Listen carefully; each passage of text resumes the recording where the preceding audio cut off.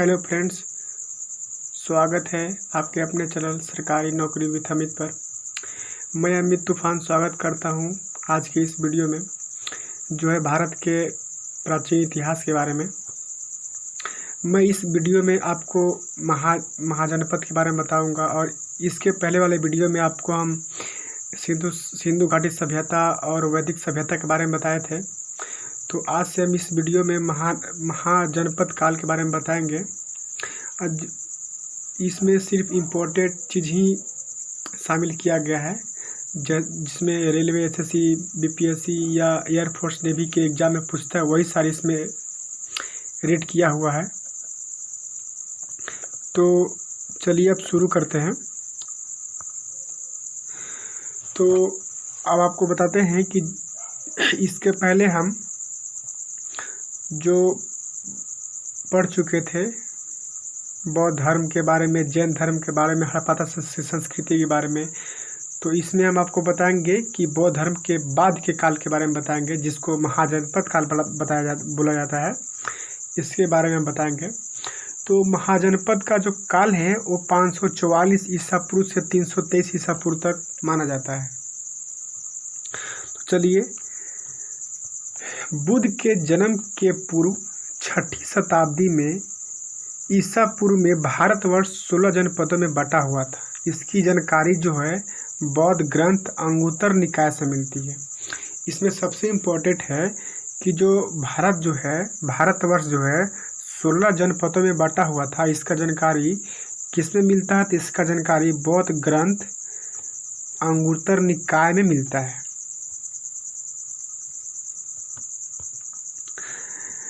मगध के सबसे प्राचीन वंश के जो संस्थापक थे, वो बृहद्रथ थे। कौन थे? बृहद्रथ। आपको बहुत इंपॉर्टेंट है, अंगुत्तर निकाय और बृहद्रथ बहुत इंपॉर्टेंट है। इसकी जो राजधानी थी वो गिरिब्रज थी, राजगिरी में, जो आज के नालंदा डिस्ट्रिक्ट में पड़ता है। राजगिरी बोलते हैं उसको, यही राजगिरी है। और जो बृहद्रथ थे वो जरासंध के पुत्र थे। जैसे आप जरासंध का जिक्र पढ़े होंगे महाभारत में या देखे होंगे सीरियल में। यही जरासंध के पुत्र थे, जिनका नाम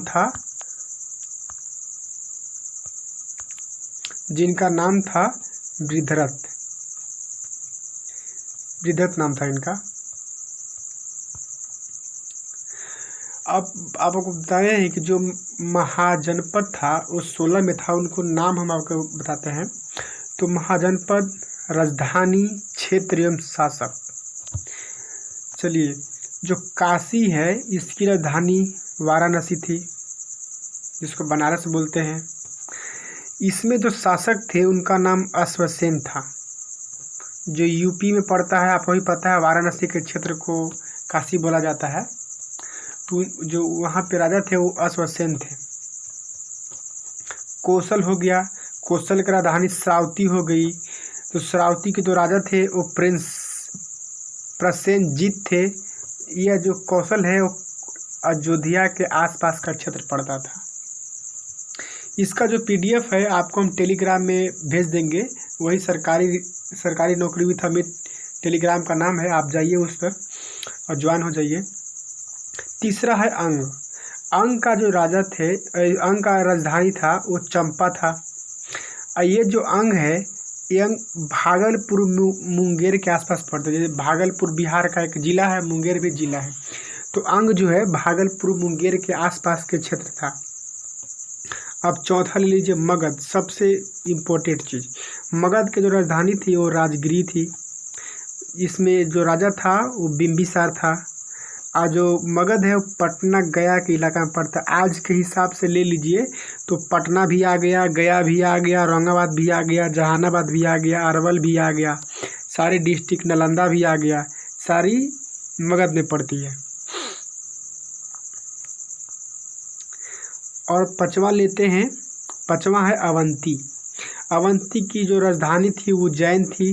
उज्जैन का ही महिष्मती नाम था उस समय। तो उज्जैन, महिष्मती, यहाँ इनका जो क्षेत्र है उज्जैन, वो पड़ता है आपको एमपी में।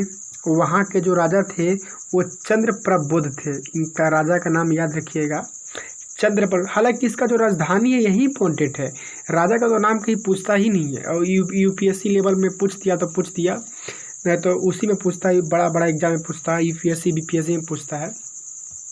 तो आपको सिर्फ इसकी राजधानी याद रखनी है कि अवंती राजधानी थी उज्जैन, महेशमती, वजी जो छठा है वजी की राजधानी वैशाली थी, जो मुजफ्फरपुर दरभंगा का क्षेत्र में पड़ता था। और सत्तावन लीजिए मल्ल जो है कुसावती इसकी राजधानी थी। यह जो है वो देवरिया यूपी में पड़ता है मल्ल। आठवां है वत्स की जो राजधानी थी वो कौशाम्बी थी। इसका जो क्षेत्र है वो इलाहाबाद यूपी में पड़ता है, इलाहाबाद के आसपास का क्षेत्र है वो वत्स के अंतर्गत आता है। नवा लीजिए पंचाल का जो राजधानी है अहिछत्र था, अहिछत्र। ये जो है बरेली यूपी के आसपास का क्षेत्र था, वो पंचाल कहलाता था। अब ले लीजिए मत्स्य, जो 10 नंबर का मत्स्य है, इसका राजधानी था विराटनगर। ये जयपुर में इसका जो क्षेत्र था वो जयपुर के आसपास का क्षेत्र पड़ता था। जयपुर राजधानी है किसका? जयपुर राजधानी है राजस्थान का। 11वां है चेदी की राजधानी थी वो शक्तिमती थी।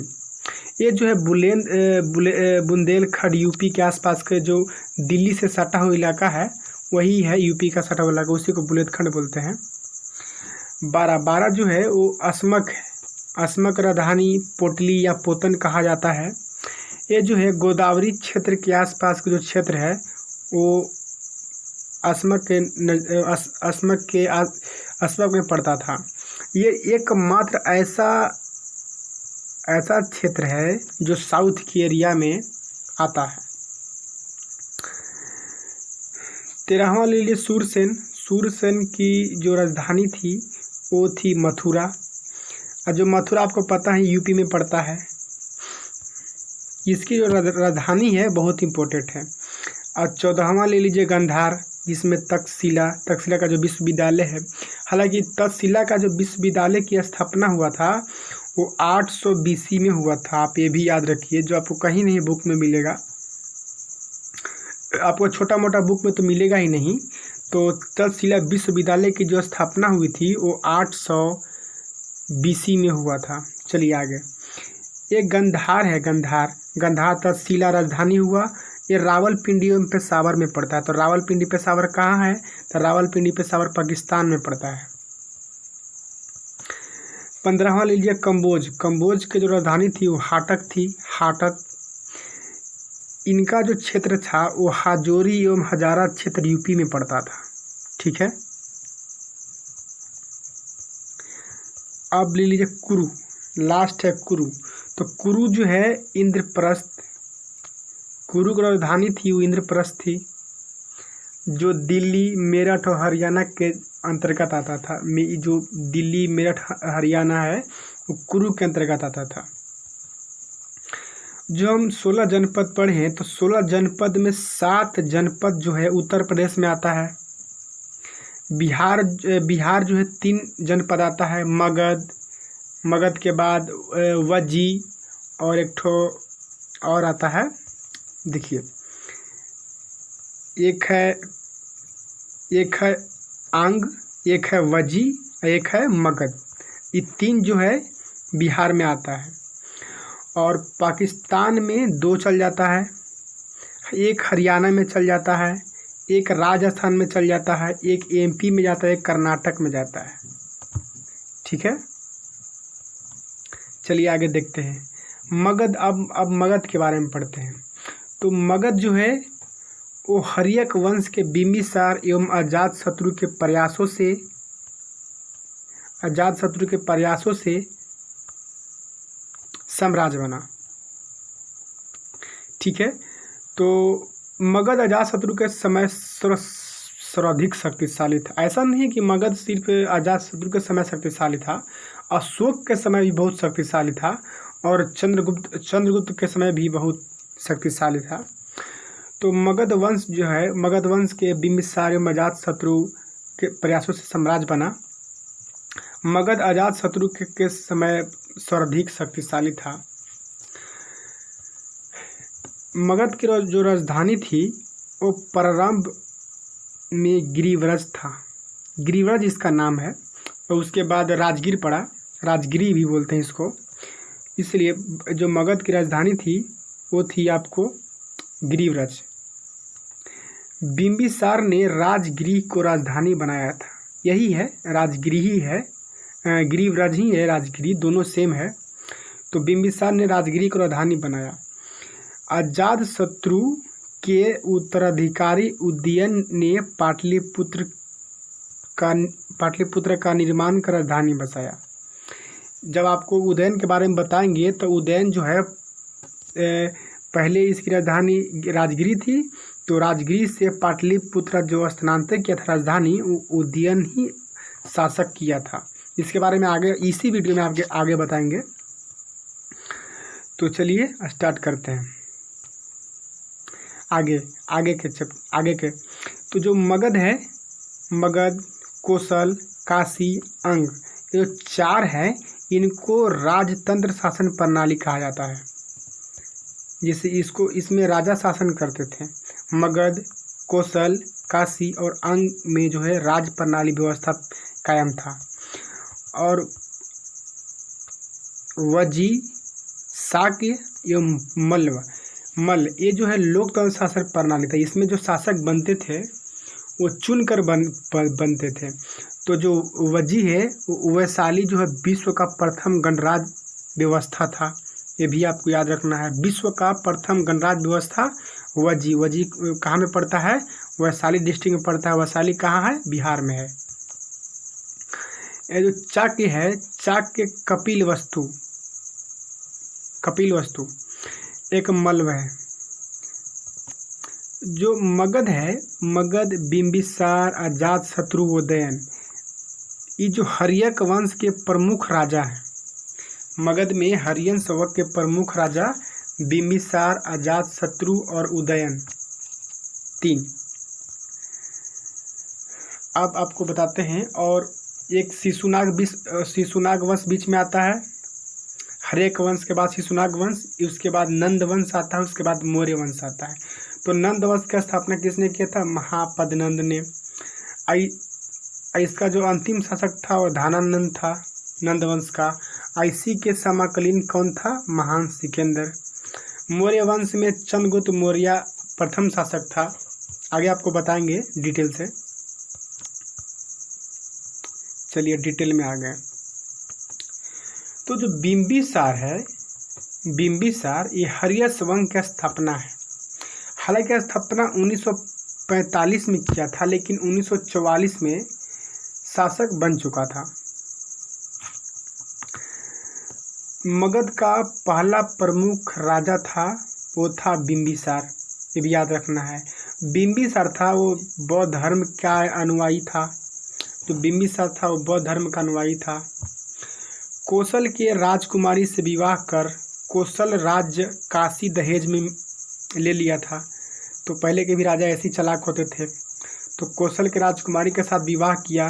तो कोसल का जो राजकुमारी है उनका नाम था महाकोसला। क्या नाम था? महाकोसला। ये प्रसेनजीत के बहन थी। उनके साथ जो बिंबिसार है वो शादी किया था।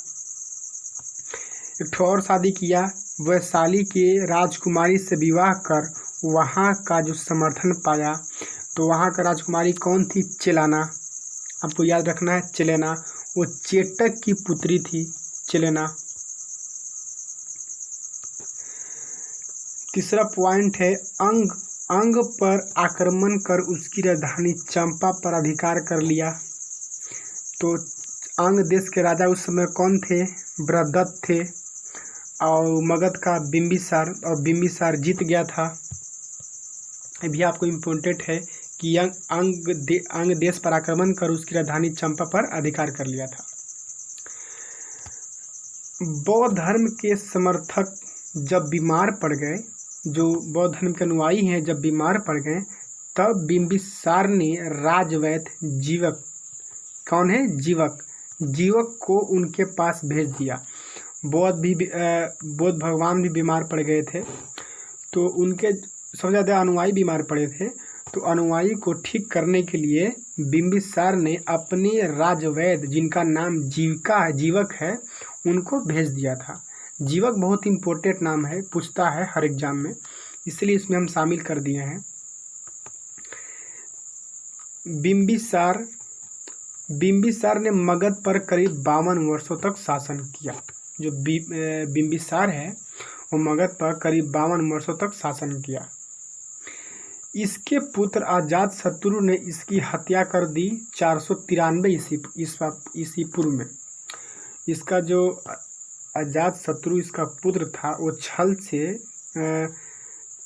493 ईसा पूर्व में बिंबिसार की हत्या कर दी और बिंबिसार के जो सतत था उस पर अधिकार कर लिया। अब आपको बताते हैं अजातशत्रु के बारे में। तो अजातशत्रु राजा बनने के बाद अजातशत्रु ने मगध का विस्तार किया। अजातशत्रु का उपनाम कुनिक था। ये बहुत इंपॉर्टेंट है, एकदम वेरी इंपॉर्टेंट है कि अजातशत्रु का जो उपनाम था वो कुनिक था। यह प्रारंभ से जैन धर्म का अनुयायी था। बिंबिसार क्या था? वो बौद्ध धर्म का अनुयायी था, लेकिन अजातशत्रु था वो जैन धर्म का अनुयायी था। अजातशत्रु ने 32 वर्षों तक मगध पर शासन किया। आपको बताया था कि जो इम्पोर्टेंट है उसी को हम इसमें शामिल करेंगे, इसलिए इसमें इम्पोर्टेंट चीज़ को हम शामिल कर रहे हैं कि अजातशत्रु ने 32 वर्ष तक मगध पर शासन किया।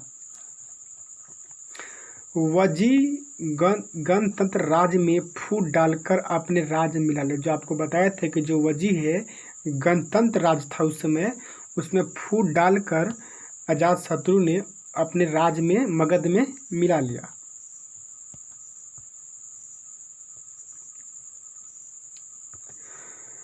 राजगिरी के निकट सतकर्णी गुफा में बौद्ध पहला सम्मेलन हुआ। इससे आप पढ़े होंगे कि अजातशत्रु ने पहला सम्मेलन किया। उसी राजगिरी में सतकर्णी गुफा में, आपको ये जो है बहुत इम्पोर्टेंट है कि सतकर्णी गुफा में बौद्ध का पहला सम्मेलन किया गया था। बहुत इम्पोर्टेंट है, सतकर्णी गुफा में। 461 ईसा पूर्व में अपने पिता की हत्या कर उदयन गद्दी पर बैठ गया। जैसे बिंबिसार की हत्या किसने किया? अजातशत्रु ने। अजातशत्रु की हत्या किसने किया? उदयन ने। अब है उदयन के बारे में। तो उदयन गद्दी पर बैठ गया। तो उदयन पाटलिपुत्र को राजधानी बनाया। जैसे आपको बताए थे कि पहले राजधानी कहाँ था? राजगिरी था। तो राजगिरी से पाटलिपुत्र उदयन लेके आया था। यह भी जैन धर्म का अनुयायी था। हर्यक वंश का अंतिम राजा उदयन का पुत्र नागदशक था। इसके बाद नागदशक हुआ। तो नागदशक इम्पोर्टेंट नहीं है, बस इतना याद रखिएगा कि हर्यक वंश का अंतिम शासक कौन था? नागदशक था। कौन था? नागदशक था। बहुत इम्पोर्टेंट है। नागदशक की हत्या उसकी मंत्री शिशुनाग ने की और शिशुनाग वंश की स्थापना हो गई। तो जब नागदशक पूरा का पूरा सब हत्या से हुआ। बिंबिसार की हत्या किसने की? अजातशत्रु की हत्या किसने की? हर्यक ने, क्या बोलते हैं, उदयन ने। उदयन की हत्या नागदशक ने किया था और नागदशक की हत्या जो है शिशुनाग ने किया। पूरा हत्या का ही सिलसिला आ रहा है, पूरा छल से। जो नागदशक की हत्या थी उसकी मंत्री शिशुनाग ने की और शिशुनाग वंश की स्थापना 1412 ईस्वी पूर्व में शुरू हो गया। अब शिशुनाग वंश। तो शिशुनाग वंश की स्थापना शिशुनाग ने ही की थी और राजधानी पाटलिपुत्र से बदलकर वैशाली कर दिया था। जो वैशाली है आज का, वहाँ कर दिया था शिशुनाग ने। शिशुनाग के अंतिम शासक नंदीवर्धन था। ज़्यादा इम्पोर्टेंट नहीं है, सिर्फ इतना याद रखना कि शिशुनाग वंश की स्थापना किसने किया? तो शिशुनाग वंश की स्थापना जो है वो शिशुनाग ने की और शिशुनाग के अंतिम शासक जो है वो नंदीवर्धन था। इतना याद रखना है। और इतना याद रखना है कि जो शिशुनाग था वो पाटलिपुत्र से बदलकर वैशाली राजधानी कर दिया था मगध का। शिशुनाग का पहला उत्तराधिकारी कालाशोक था। यह पुनः राजधानी को पाटलिपुत्र कर दिया। यही कालाशोक द्वितीय वो सम्मेलन करवाता है। तो ये इम्पोर्टेंट नहीं है, कालाशोक के बारे में इम्पोर्टेंट नहीं है, बस इतना याद रखना है कि शिशुनाग का उत्तराधिकारी जो कालाशोक था वह पुनः राजधानी को पाटलिपुत्र ले आता है। अब है महापद्मनंद। ये जो है ये भी जो छल से मगध पर शासन करता है। यह नंद वंश का संस्थापक है, स्थापना किया था। इसे कुछ लोग क्षुद्र शासक का भी उपाधि देते हैं, कुछ इतिहासकार इसको क्षुद्र शासक कहते हैं।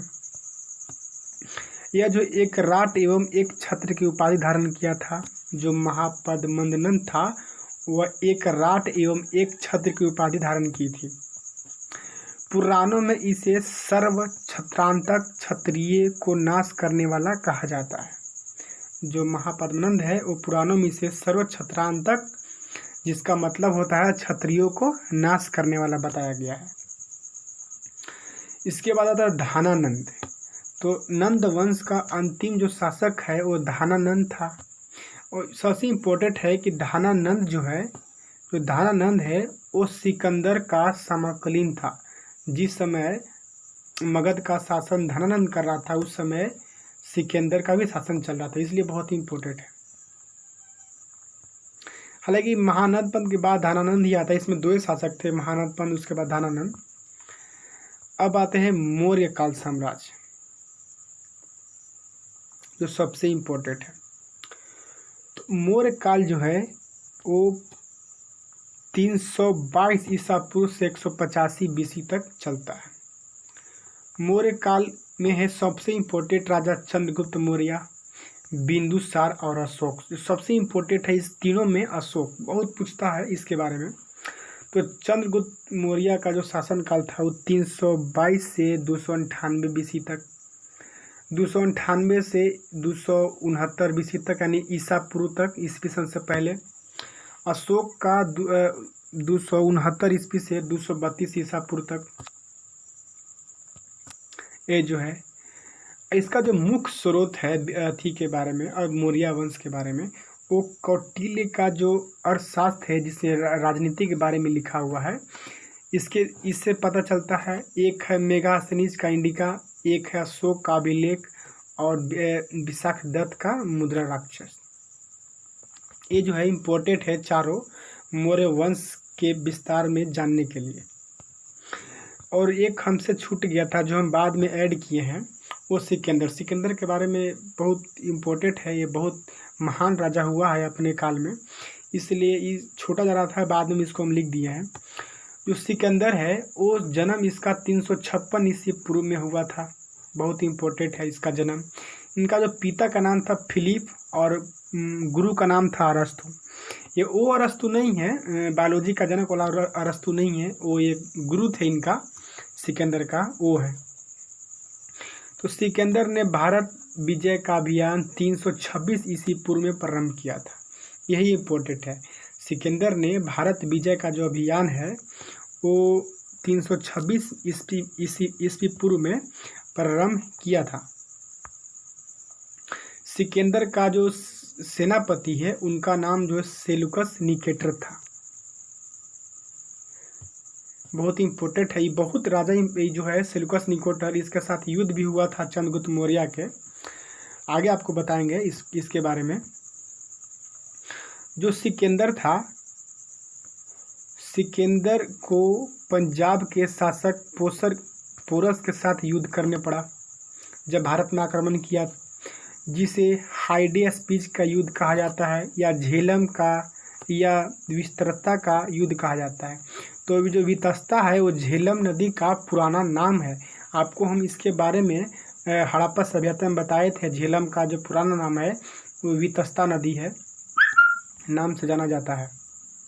तो जो सिकंदर है वो पोरस के साथ युद्ध लड़ा, जिसे हाइडेस्पिस कहा जाता है, ठीक है। इसके बाद सिकंदर बहुत व्याकुल हो गया, बहुत थक भी गया था। तो सिकंदर ने स्थल मार्ग के द्वारा 325 ईसा पूर्व में भारत से लौट गया।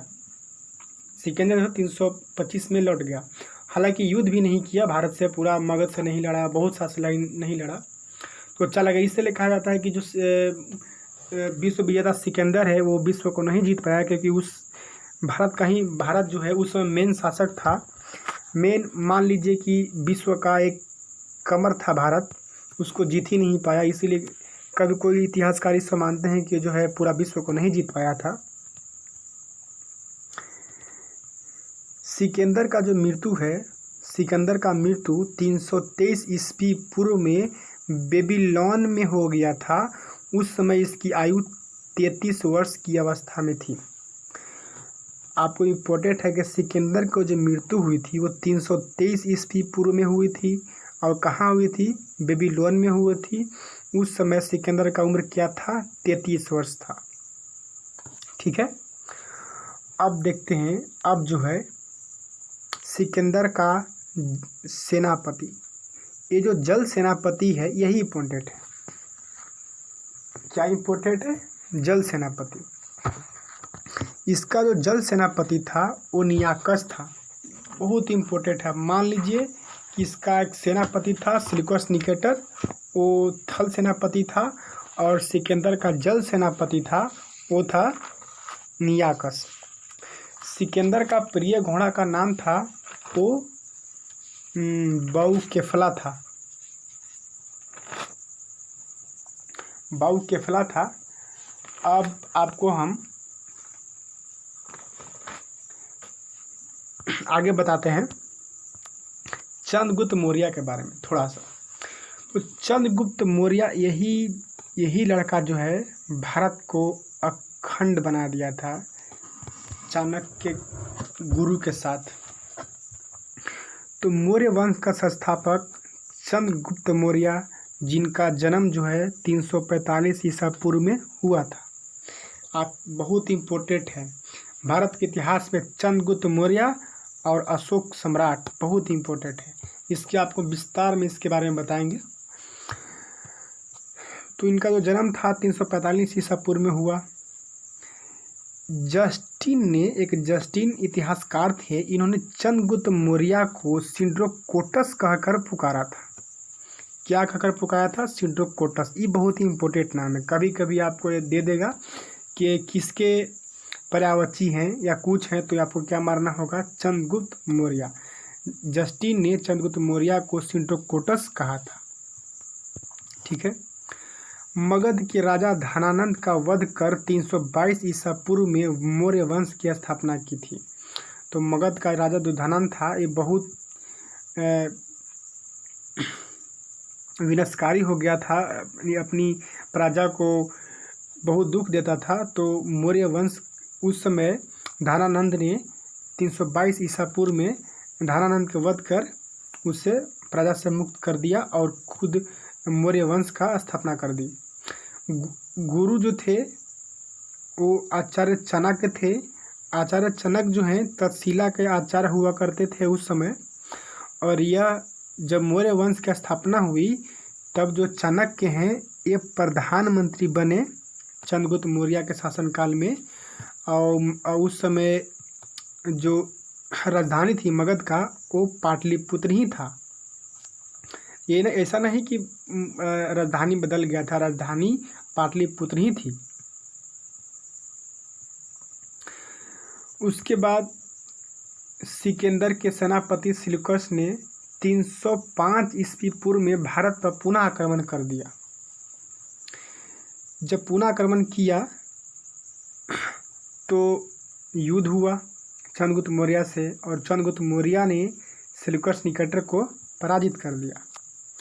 पराजित करने के बाद एक संधि हुई। तो संधि में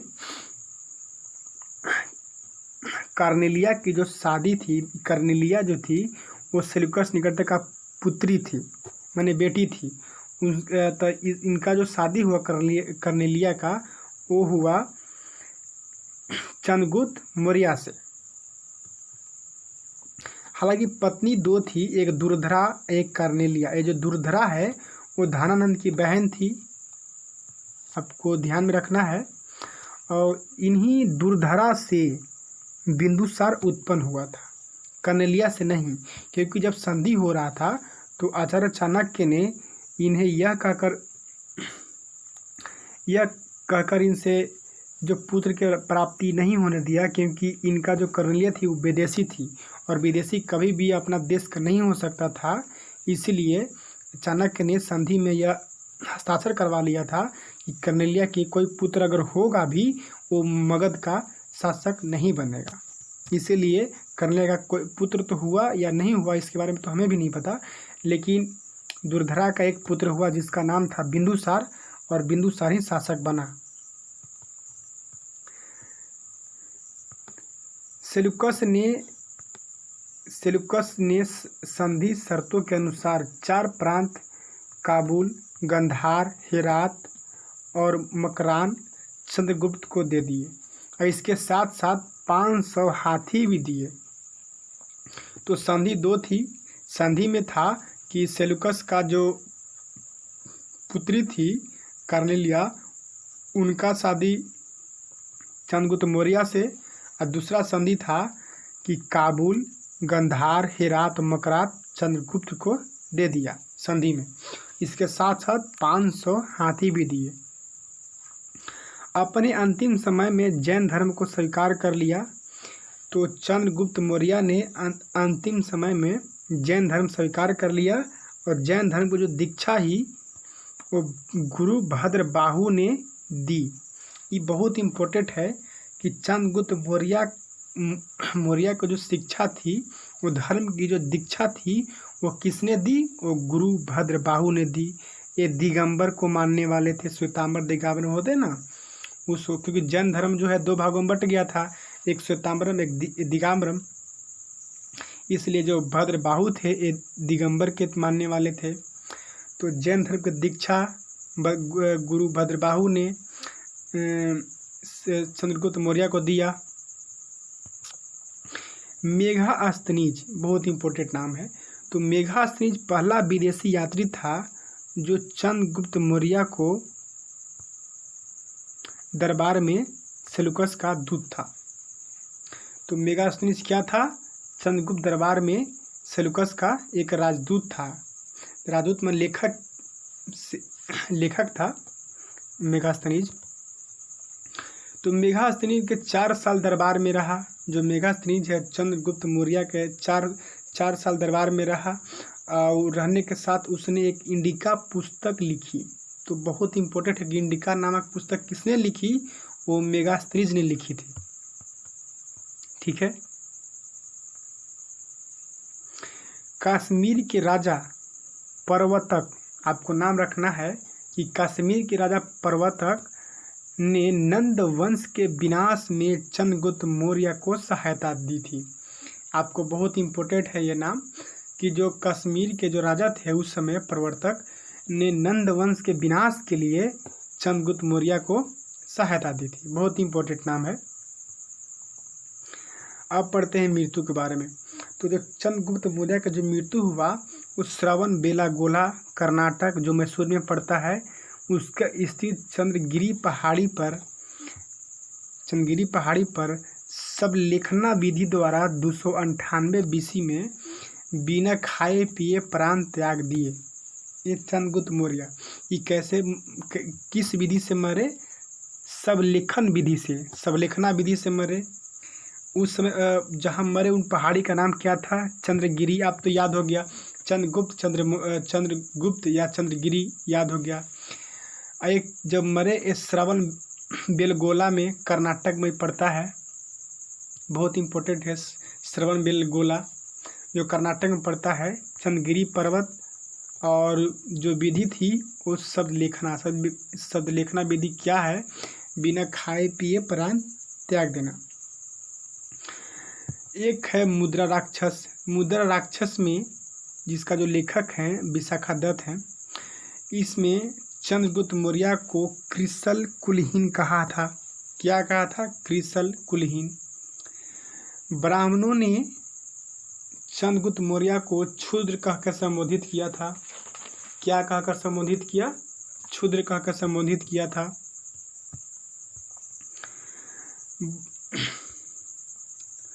उसके बाद बौद्धों ने पिपलीवन गणराज की मेरी क्षत्रिय वंश बताया। तो जो बौद्धों ने थे, हालांकि जो पिपली वंश का राजकुमार भी था, जो अशोक था वो पिपली वन का राजकुमार था। वहाँ का उस समय उसके पिता पिपली वंश के मतलब एक तरह से उनको बोलिए कि छोटा सा राजा था, उसके राजा हुआ करते थे चंद्रगुप्त मौर्य के पिताजी। इसलिए बौद्धों ने, जो बौद्ध धर्म को मानने वाले थे, उन्होंने पिपली वन गणराज के मेरी क्षत्रिय वंश को बताया है कि चंद्रगुप्त मौर्य जो है मेरी क्षत्रिय वंश से बिलोंग करता है। चंद्रगुप्त मौर्य के पास 6 लाख सेनाएं थी। बहुत बड़ी बात है, आपको याद रखना है कि चंद्रगुप्त मौर्य के पास 6 लाख सेनाएं थी।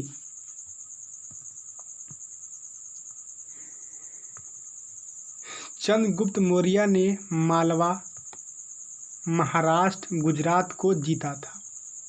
ऐसे भी महान चंद्रगुप्त शासक था, इसने मालवा, महाराष्ट्र, गुजरात को जीता था।